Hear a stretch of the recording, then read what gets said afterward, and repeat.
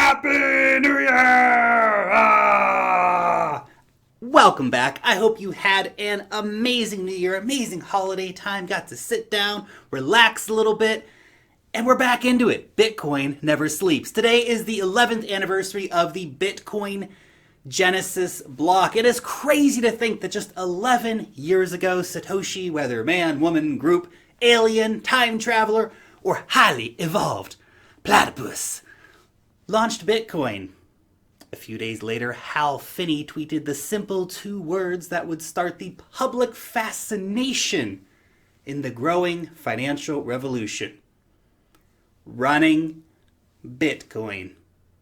We miss you, Hal. Hopefully science will progress to the point at some day where we can unfreeze Hal Finney and ask him some questions. Be fun times. Anyway, in this 11 years, Bitcoin has been called dead by the media hundreds upon hundreds of times, and of course, many sophisticated and respected economists, as well as gold bugs, have embarrassed themselves completely by saying that Bitcoin is going to zero. Because in spite of all of the rhetoric by the media, Bitcoin was the most profitable asset of the 2010s. It made an eye-watering 9 million % gain. Wowzers. Meanwhile, the S&P 500 at around 250%. And hey, look, 250%, that's not too shabby. I'm not knocking that 250%. It's just that it appears to be quite baby-like in comparison to Bitcoin. Babies. Oh, and gold. Gold, by the way, 25%. Yeah, gold, man. Doing it. 25%. However, we have to keep it real that only a tiny fraction of investors actually saw those kinds of insane gains. A lot of people saw some pretty damn good gains from Bitcoin. But then again, there are a lot of people who bought the top at $20,000 or $18,000 or $19,000 and they sold the cycle bottom at $3,000 or $4,000. While majority of Bitcoin addresses currently are in profit, a good chunk of them are not in profit. But those investors who are not in profit and who are still holding their Bitcoin, I think will be hoping that the next decade will see more sick gains for Bitcoin anyway. Me personally, you guys know I'm bullish on this channel. That's what we do on the cryptolark channel. At this stage, I feel like 100K is like an afterthought. That's going to be like child's play. By the end of the decade, we could be talking about some really stupid big numbers.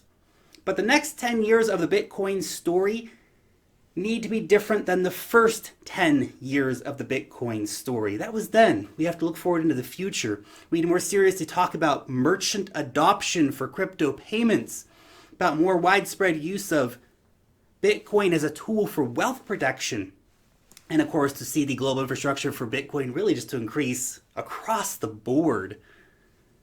If Bitcoin can do some of these things and a lot more than just that, then the next 10 years should bring in some truly mind-melting gains for investors who are buying in 2020 or bought in 2019.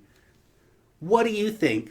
Do you believe that Bitcoin can do it again in the 2020s? Or is there a better place to put your money? And if there is a better place, let us all know your secret down below in the comment section.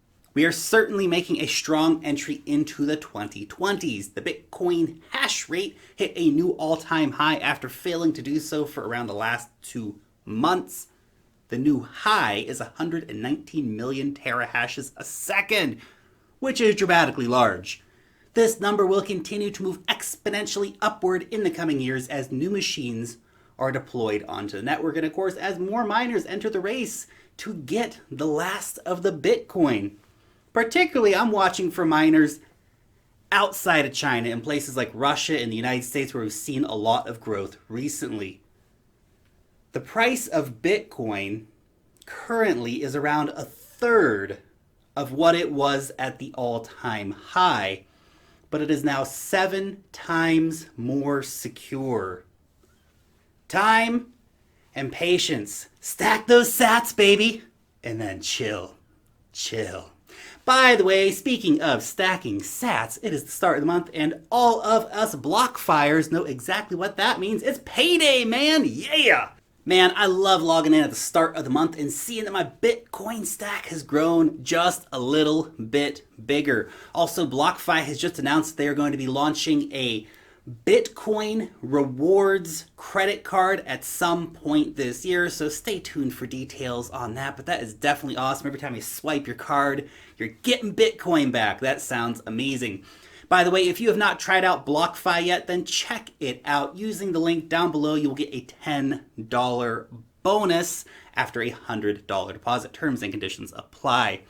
Okay, and the last Bitcoin story before we jump into some Ethereum news is one that actually I saw is about a week or so, maybe a little more ago, but Blockstream is proposing watchtowers for the Lightning Network.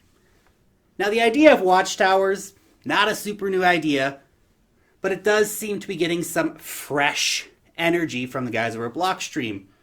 Now, these watchtowers are being promoted as semi-trusted peacekeepers to ensure security of funds, meaning that if one channel defrauds another, that the wronged party will then have some kind of recourse to be able to go and get their funds back. Semi-trusted channels, huh?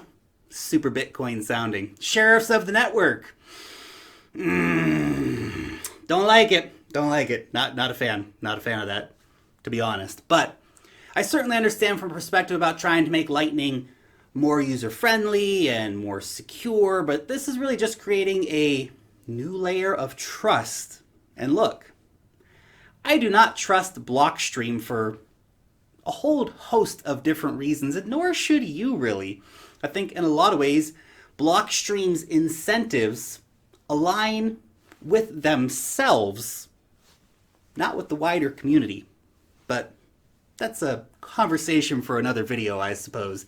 Anyway, the Watchtower proposal just underlines yet another weakness of the Lightning Network, at least in terms of security. I mean, look, Lightning Network, it works. It's a nice experience to use, and it's good for paying for a cup of coffee or for sending a 20-cent tip. But it is not secure enough for something like decentralized finance to be built on top of it. Not yet, anyway. It's Ethereum's game right now. Anyway, the problem with watchtowers also is that they are expensive to maintain, as they of course store lots of local data. Now, who is going to run the watchtowers at a loss? And why would they do that? What will happen to your data? And all these different things kind of come into play. Just another reminder too about the broken fee market of the Lightning Network. Lightning has got a very long way to go before it becomes what it was promised to be. Currently, Lightning Network is indeed very fast, and it does work relatively well. If you haven't tried out a Lightning transaction, give it a go. It's pretty easy. But it does not come close to Bitcoin in terms of security, and of course lacks the incentives to provide large liquidity into the Lightning Network. The watchtowers also will only be possible after the Taproot upgrade to Bitcoin, which is currently in final review. Long-term, Lightning will add a lot of value as an additional layer to Bitcoin, not as some kind of a Bitcoin replacement or something like that, but as a layer on top, something for those 20-cent transactions. But right now, Lightning Network still does leave a lot to be desired. Moving on to some Ethereum news. The Ethereum mainnet has just undergone the Muir Glacier hard fork, less than a month after its Istanbul update. Now, you don't need to do anything. There's no new coin to claim. In fact, if you didn't know about this before, it's already happened. It's over. Wallets and exchanges, they've already updated. It's all good. This just delays the difficulty bomb for Ethereum. The difficulty bomb is a built-in algorithm of the Ethereum blockchain which will increase the difficulty in mining a new block. So that'll come at some point in the future. The update will delay the difficulty bomb for another 4 million blocks, or approximately 611 days. This is the third time that the difficulty bomb for Ethereum has been delayed. Also, on the topic of mining, fees on Ethereum now make up around 3.2% of the revenue received by Ethereum miners. Now, in contrast, on Bitcoin, it's only around 0.8% at the moment. Although when the block reward halves for Bitcoin, obviously, this will go up as a percentage of revenue for miners. But with the Bitcoin block size capped, the long-term economic picture for Bitcoin to really just exist on fees alone as the block rewards drop, that pressure increases a lot on miners to remain profitable in that situation. Long term, this economic experiment still has a lot to prove. But then again, so does Ethereum. It's also got a lot to prove. Maybe even more so for Ethereum. We still need 2.0 to be pulled off successfully at some point. And the economics of Ethereum in terms of supply and emissions and all this stuff are still in a state of flux, whereas with Bitcoin it is much more definitive. And finally, ZK rollups. They have been deployed on Ethereum thanks in part to the hard work of the team at Loopring. Now, Loopring version 3 has been settling loads of ZK rollup DEX transactions on the Ethereum mainnet for the past 12 or 13 days now. The total costs of trades on WeDEX have come down to a half cent each. Now, this is a layer 2 solution, but obviously has to get settled on chain, so it kind of includes both on and off chain settlement in that calculation of a half cent. But wow, that is fantastically cheap.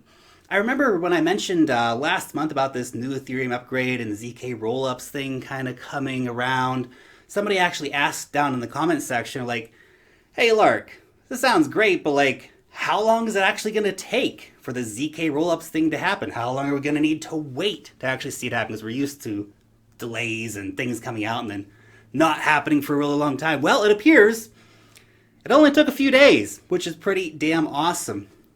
Ethereum, man, this is where so much innovation is happening these days. I mean, just look at the last few years. Ethereum has broke a lot of new ground. Bitcoin, meanwhile, is still waiting on full SegWit adoption to be rolled out. And if we're lucky, we might see Taproot within the next year. Likely, probably longer, but I guess we'll see. Also, the crazy thing about the ZK rollups is that these incredibly cheap transactions, they are just the beginning. The Loopring team are currently keeping the maximum trades per block at 128. But they have said that they have the capacity to take that up to 1,024 trades per block. All they have to do is flip a switch, so they say. Meaning that there'll be more cost savings and higher throughputs, which is pretty damn awesome. These kinds of high volume, super low cost transactions, which I think this is going to enable the true power of crypto to really start coming through. Just imagine, in-wallet, 1 second, cheap as chips swaps between assets. That's game changing. You then enter a world of really great user-friendly experiences where tap, tap, tap, boom, done. And it costs almost nothing. Seamless moves between assets will be big in terms of moving loyalty points into Ethereum and Ethereum into some token for some platform and back and forth, all happening at the click of a button. Anyway, just my thoughts. You guys let me know what you think about any of these stories down below in the comment section. Thank you so much for watching today. You guys frickin' rock, so thank you so much. And if you did enjoy today's video, make sure to hit that thumbs up button. Yeah, right there, thumbs up button. Boom! Subscribe to the channel if you are new around here. Long live the blockchain, and peace out till next time.